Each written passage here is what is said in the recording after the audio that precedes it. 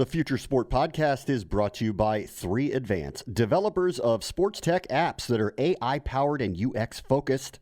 So if you're looking to create some apps for your startup or your sports biz calls for some artificial or business intelligence, you should check out 3Advance. They're incredible. Go to 3advance.com. That's the number 3advance.com.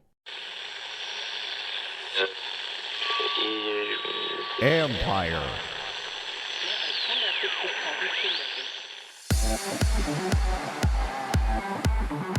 The data wins every time. Ask a former 49er. Now, think of Bill Walsh now. He's a genius, right? He was doing analytics before analytics was even talked about. You know, what he used to do the 9mm film. He used to have his coaches cut and splice tapes, the video. That's 49ers legend Roger Craig, who is now part of the business development team at Tibco, a group leading the revolution of information to make those outcomes more predictable. This is the Future Sport Podcast. I'm Bram Weinstein.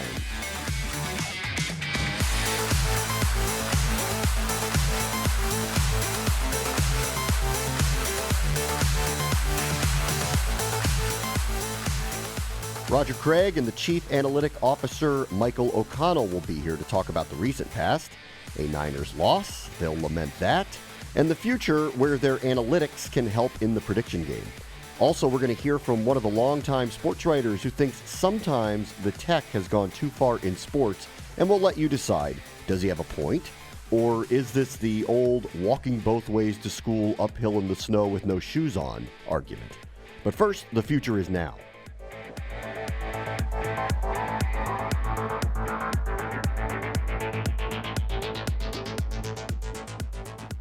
All this new technology, it's supposed to make performance better, right? Not always. Laine Higgins from the Wall Street Journal joins us. She wrote a piece recently about Nike's smart basketball, and it may have caused a drop in shooting percentages for Mountain West Conference players. Hey, Laine, how are you? I'm great. Thanks so much for having me on. Why is this backfiring? What's going on? So it's been a little bit curious because when the Mountain West Conference started using these new basketballs that are embedded with a sensor that is made by a company called Shot Tracker, and only, I guess it's a bit of a roundabout way of saying this, but essentially when the team started playing with these smart balls that were manufactured by Nike, their shooting percentages dropped off. And when they started playing with the smart balls manufactured by any other company like Under Armour or Wilson, there was no change.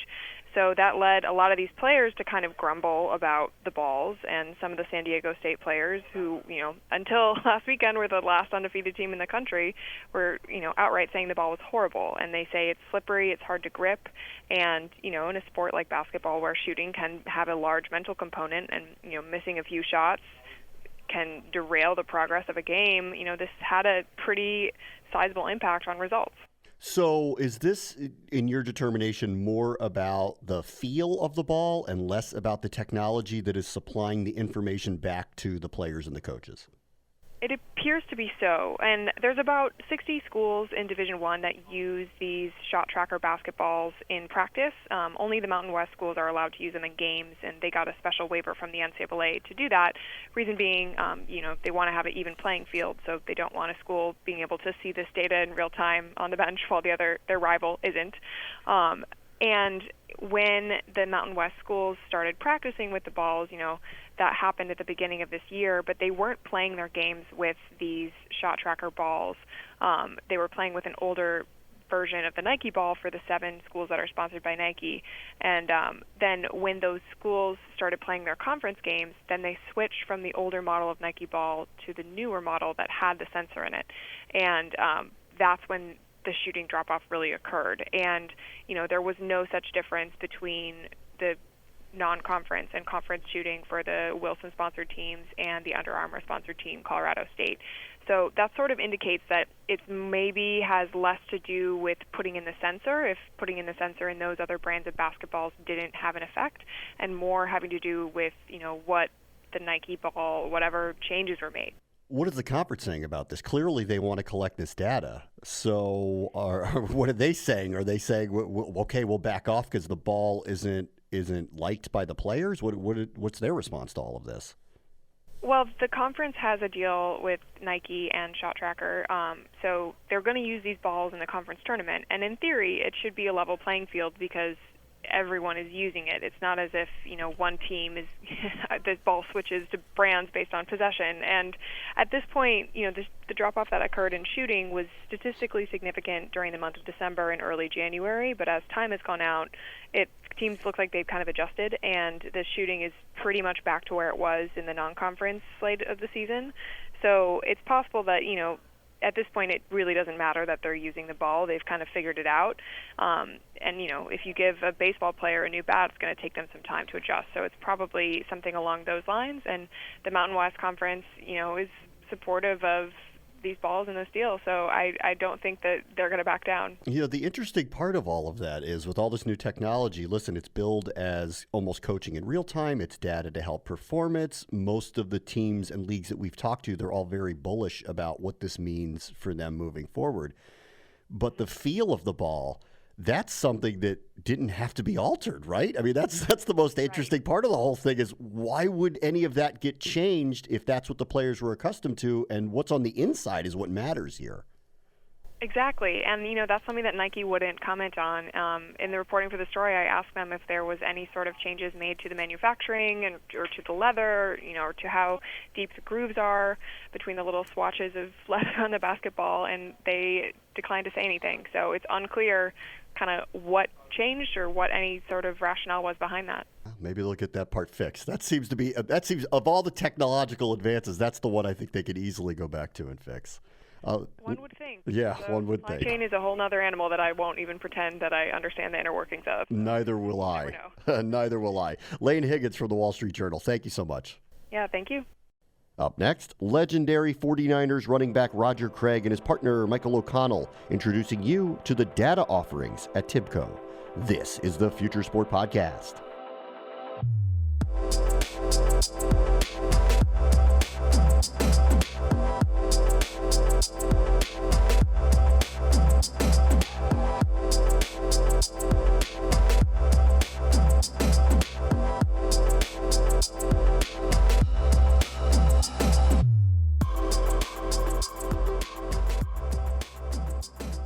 Our guest this week is Roger Craig, who's the Director of Business Development, and Michael O'Connell, who's the Chief Analytics Officer at Tibco, and they are shaking things up in the analytics and AI world. And you may recognize the name Roger Craig. We'll get into his background in a moment, but first, thank you both for being here today. My pleasure. Absolutely. Let me just get this out of the way. Roger, as everyone probably recognizes, you're a former very famous San Francisco 49er, so sorry about the Super Bowl. Oh, I know. Super Bowl is so bad. Our guys play so well. They're so young. And, analytic-wise, we had the numbers to win the Super Bowl, But, things happen, and, I'm not going to, criticize the referees or anything like that. But, our guys, they'll be back. They're young, and they got the right culture there. And I think that, they have the right leaders with Shanahan and Lynch. And, you got guys like that won Super Bowls before. His father won 3 Super Bowls, Shanahan, and Lynch won a Super Bowl with Tampa Bay. So they understand the culture of what it takes to go to that next level. And with analytics and things behind them, they're going to even have more success understanding that. I think the talent on the defensive line will help them too. Those guys are amazing. Absolutely. Bosa, yeah, he is the man. I love that guy. Yeah. I had the opportunity to visit with him, and I tell him he starves like he's hungry. He's not hungry. He's starving. There's a difference between hungry and starving. When you're hungry, you get 3 meals a day. When you're starving, you'll know when you get your meal. That's how he was. He was like a big lion out there, just starving to get some food, man. Yeah, sacks and things. Yeah, heading towards best defensive player in the league, and they took on maybe the best quarterback in the league. It was a hell of a game. Let's get into what you guys do at Tibco. Michael, why don't we start with you? What's your purpose? What do you guys do? Well, as Chief Analytics Officer, I oversee our data science, visual analytics, data management products from the field perspective. And talk to customers, keep our products relevant. But as it comes to sports analytics, well, certainly we did a lot over the past year with the NFL. And to your point there, our defense in terms of passing yards allowed was lowest in the league. And some of the analyses we did around looking at those data and looking across different plays and different games and the way the defense worked was pretty interesting. We had the Niners predicted to win the thing, and apart from that last 6 minutes, I think we could have pulled it off. But we're seeing a lot in the football area of analytics coming to the fore. We're seeing things like next gen stats shown on the screen right there. Quarterback separation, receiver separation, catch probability, things like that. That's interesting. I follow New Age Analytical Ben Baldwin Twitter feed, and looking at a bunch of different stats, not just for game stats in the NFL, but also recruiting. Recruiting something I used to work on. The former owner of Tibco had an interest in the Golden State Warriors and now the Sacramento Kings. And we used to look at the new draft of players coming up, the college stats, look at the current players, their previous college stats, and then do a mapping exercise to kind of predict with someone's college record, what trajectory they might have, in the NBA. In that case, we're also looking at doing that this year in the NFL. But we've done things like Roger mentioned the fantasy football. We get involved in that. Also for different teams, we've done things like just cross-sell business analytics, looking at merchandise sales and ticket sales, and trying to cross-sell the customers for both of those products. So it's we have a commercial angle on it as well as looking at the actual game stats. And I mentioned some of the work we're doing with the NCAA March Madness thing coming up. We're also the brains behind the Mercedes F1 team that has won the last few drivers' championships and car constructor championships. So it certainly is an interest of ours, especially Roger being on staff.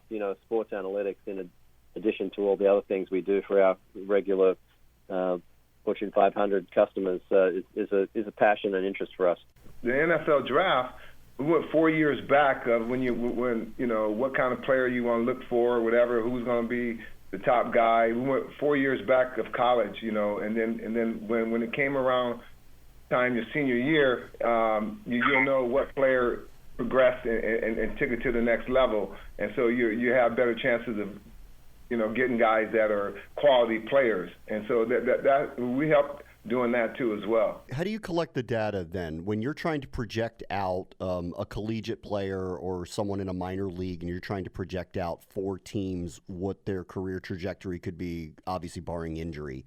How do you collect that data and make that model? Yeah, so there's a lot of data out there. You'd be surprised, like, in terms of football, for example, Football DB, Football Outsiders, Pro Football Reference. We were using recently this Kaggle data set, which had basically every NFL player in it since going back to the 40s. We did an analysis in support of Rogers Hall of Fame application, which I can show you a pretty interesting analysis. But there's data out there everywhere. When I mentioned the last couple of years we've been in the top 1% of the NCAA March Madness. We get the Ken Pomeroy data as well as the Jeff Sagarin data, along with ESPN, Sonny Moore, and we kind of pull together data from multiple sources, and also a little bit sort of like Nate Silver. We're also looking to experts like Ken Pomeroy's take on things. But in that case, the NCAA March Madness, one of the interesting things we did there was we had a model for the win-loss progression, but we also had a separate machine learning model for Cinderellas. And if you can pick a couple of Cinderellas that advance beyond their seed, that can be a real differentiator compared to the rest of the pack. But yeah, we're kind of proud of getting in the top 1% of the ESPN data set for the last 2 years in a row, and we've got some events coming up. We're going to kick it off, I think, with James Worthy at an event in Las Vegas March Madness kickoff, and we're going to take that to a few cities that first week of the NCAA this year.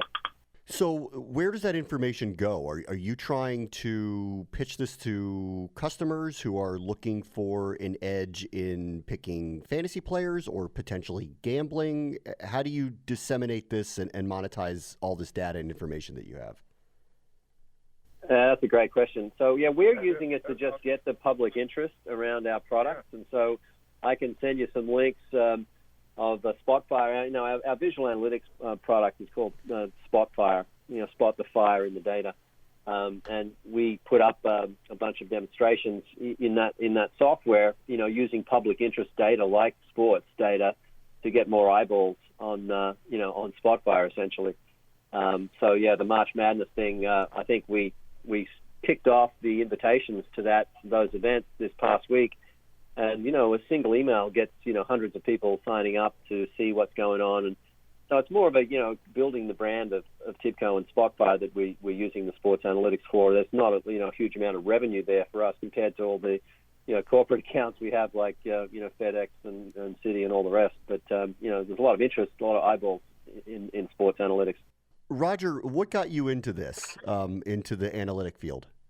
Well, it's part of our platform at Tibco. I've been here for 20 years, so it's part of what we do, and I enjoyed it, and I enjoy working with our group when we had the fantasy football. That was huge.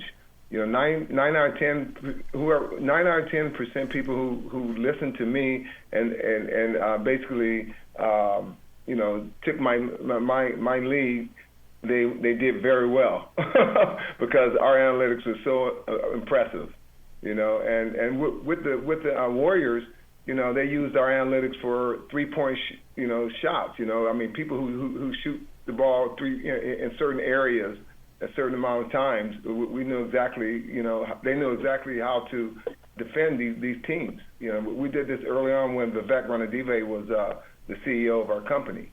So we've done a lot of work with sports, and I love it. Michael O'Connell is the man, and I enjoy working with him. It's so interesting, Roger, because all this stuff, I can only imagine when you were playing that this didn't exist. So I wonder if you kind of... Let me tell you something. Bill Walsh, now think of Bill Walsh now. He's a genius, right? He was doing analytics before analytics was even talked about. What he used to do the 9mm film. He used to have his coaches cut and splice tapes, the video, what defense, what teams that we had to play against, what defense they're going to be in. And they would do this whole off season, and then he would know exactly what defense they're going to be in. We had the first 25 plays. He would draw those first 25 plays up, and we wouldn't deviate from those first 25 plays. We would stick to those plays. He knew exactly what defense they're going to be in. And he created that. Bill Walsh did this, man. It's unbelievable. It's so unbelievable. And we had our first 25 plays, and a lot of times I'm like, how many times I'm going to run the ball? We didn't run the ball a lot. We threw passes on that first 25 plays, but he would never deviate from those plays. He knew exactly what defense they were going to be in. That's impressive, to do that back in the 80s. It was so amazing. The interesting thing there from my perspective in working with Roger on looking back on his career and seeing the versatility of the running game and receiving at the 49ers, how Roger did that first 1,000+ season of receiving and rushing. But you see that kind of make its way even this past year down to the 49ers offense. You see these guys like Mostert and Coleman and Jerzik and these guys. Yeah. One minute they're blocking, the next minute they're catching, rushing. It's like the team that's lining up against them, they don't quite know on a particular play, what Jersey's going to do from the fullback position or what Mostert or Coleman are going to do. And, you saw that in spades against Green Bay and particularly. Yeah. But almost in the final too, almost in the Super Bowl, there were touches of that brilliance of the running and receiving guys were just like all over the place in versatility, and Roger and Bill Walsh pioneered that, and you still see it in the 49ers offense this past season, right? Unbelievable. You're so right, Michael, because when we played against Green Bay, they thought for sure that Jimmy G was going to throw a lot of passes, and their defenses was geared to stop our passing. But guess what? Moser had a game of his life. He ran for 200-something yards against them, and they kept putting their defense in this passing, kind of, defense. But we didn't throw the ball. But how many times? Six or seven times. So the president of the 49ers, his name is Prague, he was hired to come to the 49ers back when Bill Walsh was alive to do all the analytics for the 49ers. Now he's the president and so he understands analytics as well. So I'm pretty sure that he did some work too. Hey, Michael, so you had mentioned here that this is kind of just part of the business of Tibco. You have a lot of data analytics that are going in things that are outside of the sports realm. What ultimately is the company's goal with providing all of this type of information in the sports world? We see the general interest in sports analytics really growing, across the board. I mean, you see that conference that's going on in Boston this week, next week, I guess, the Sloan Conference.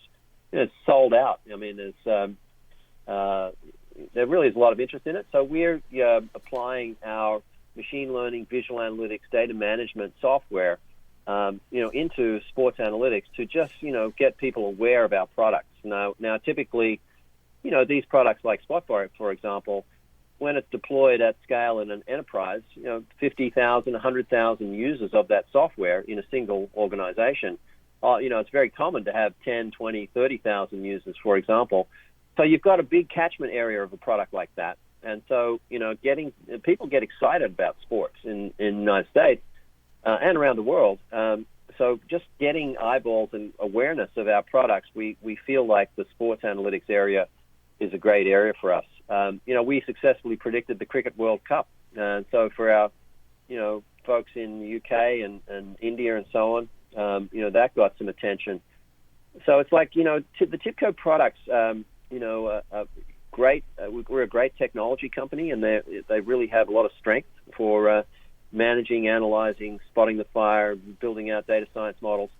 But we're kind of a secret. Now we're a big company, but not that big. And so, competing against the likes of IBM and Amazon and Oracle and all these guys, we don't have the awareness. And so we're trying to use the sports analytics to get broader awareness of our products. That's really the angle that we're taking with it at the moment. Michael O'Connell is the Chief Analytics Officer, and Roger Craig, famous San Francisco 49ers, been with the company for 20 years as their Director of Business Development. It's great having you both here today. Thank you so much. Oh, my pleasure, man.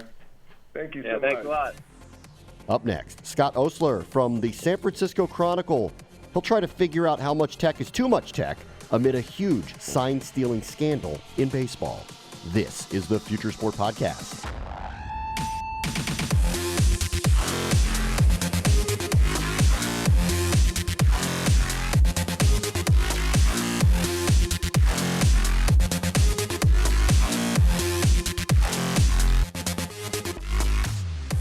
So let's take a minute here to thank our friends at 3Advance. These guys are ranked one of the nation's top app developers, but that's not all. They've helped grow a bunch of sports tech startups like Team Builder, T-Box Tour, and In-Game Fantasy, but they're also experts in user experience, cloud APIs, and artificial intelligence. So if you're looking for a dev partner to bring your future sport tech to life, look these guys up. Go to 3advance.com. They're the team to make it happen, and advance you will. That's the number 3advance.com, and tell them Future Sport sent you.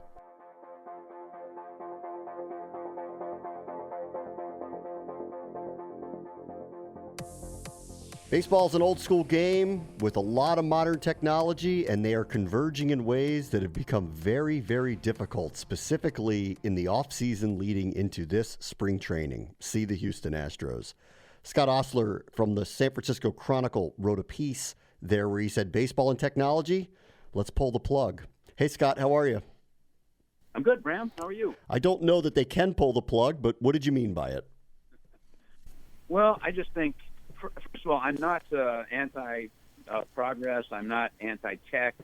I'm not anti-analytics or anything like that. But I think there's a certain point where too much of the stuff gets in the game. For instance, I'll just give you one example. There, as of like 4 or 5 years ago, teams are allowed to have tablets in the dugout and in the bullpens. And, they can look at you're in the bullpen and you're about ready to come in. You can look up your last 5 mound appearances against the hitters you're going to face and things like that. And same in the dugout, you can do similar things. And to me, that doesn't add anything to baseball, and it kind of takes away from baseball. It kind of takes away from the purity. And for instance, if a hitter, what happens a lot of times, the hitter will strike out, and he doesn't feel right, so he'll go back to the clubhouse in between innings or whatever, and look at the last bat and look at a couple other bats and study video for 5-10 minutes or however long he can, and then come back. Well, while he's doing that, he's not on the dugout. He's not in the dugout rooting for his own team. He's not interacting with the players. He's not part of the game. He's just a lone guy back in the clubhouse studying video during a game. And to me, that doesn't it detracts from the game. And I just think that video has gone the tech stuff has gone too far in a lot of ways. And obviously, listen, there's a huge backlash to what's going on with Houston and others. We haven't heard yet at the time of this taping. We don't know what the Red Sox situation is going to be. They clearly are not alone in all of this. Is that what kind of prompted your thoughts about tech, that we ran into a cheating scandal that is technologically oriented? Yeah, probably so, although they certainly could have found other ways to cheat, and it's not super high-tech, although apparently they used a computer to break the signaling, break the code on other teams' signals and stuff like that. But one of the things that struck me is when A.J. Hinch, I guess he found out about it, and he took a baseball bat he went back in the room where the video watcher sits during the game to see if they should call replays, ask for replays and stuff, and he busted the monitor with a baseball bat. And it struck me that whole idea of there's a room back there somewhere in the clubhouse or off the clubhouse where a designated coach usually sits and watches the whole game, and whenever there's a play that he thinks is challengeable, then he radios or calls out to the dugout and they challenge. And I think, why do they need that? If one team had that and the others didn't have that, then that one team would have an advantage. If none of the teams had that, then they would have to just use their own instincts and judgment from the dugout and say, hey, we think we should challenge that. To have that extra layer of technology is, to me, ludicrous and unnecessary. It's just, why do we need a guy? That's not part of baseball, traditional baseball. Yeah. As a guy sitting in the clubhouse watching TV and eating pizza. It's kind of crazy. I will tell you, though, and I think you probably know this, you are yelling at the clouds a little bit because it's not going to change. The technology is not going to go away. I think the larger question is, what can baseball do to wrap their arms around it so there aren't unfair advantages? Well, that's true. And I think there's probably limitations to what you can look up on your tablet, what you have in the dugout and the bullpen. I'm not sure who monitors that. So the more of that stuff you have, the more you leave yourselves open. You leave openings for cheating and fudging and all that stuff.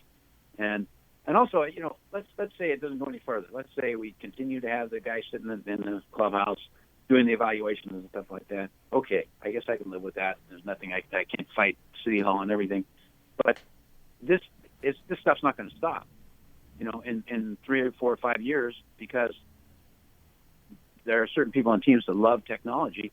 It's going to be a case where I'm batting and I've got a 3-2 count against Madison Bumgarner, and I call time and walk over to the dugout and ask them how he usually pitches me on 3-2 counts with runners on second and third, and then Madison calls timeout and goes has somebody come out and tell him how he best should pitch me 3-2 with runners on second and third with 2 outs and so on. It's just there doesn't seem to be any end to the technology because a lot of people love technology. I'm not sure the players do, but I'm afraid to ask you what you think of robotic umpires because they're coming too. Okay. It's funny you asked that. I love them. I'm 1,000% in favor because that's one area of the game that it's just flawed, and it gets more and more flawed. The harder pitchers throw and the more stuff they throw, because it's just human beings can't see that little finite, the corners and stuff like that. You can't judge it. The eye gets fooled, so it's impossible to call. And not only that, but it becomes more noticeable because we have all the technology, the TV replays, so we see when the umpires are wrong and when they're fallible and when they're going off in their own little tangents and stuff. So it just that's a part of the game that I think it would be so much simpler if we just knew a ball or a strike. And I don't know why people fight it, because there's the color of the game. There's so much color in the game, and I know sometimes the arguments with umpires are colorful and a lot of stuff. But the whining after every pitch, basically, that goes on in Major League Baseball, basically, every other pitch, the batter's stepping out and he's looking back and he's yapping at the umpire, and what's that? And the catcher's yapping at him. The dugouts are yapping at the umpire. Come on, call it both ways. No. To me, that's not colorful. That doesn't add much to baseball. That just adds more to the doubt of the competency of the umpires. You can read Scott Ostler's work in the San Francisco Chronicle. Thanks so much for joining us, Scott. You're welcome, Brandon. That will do it for us this week. Remember, the future is now. This is the Future Sport Podcast. I'm Bram Weinstein.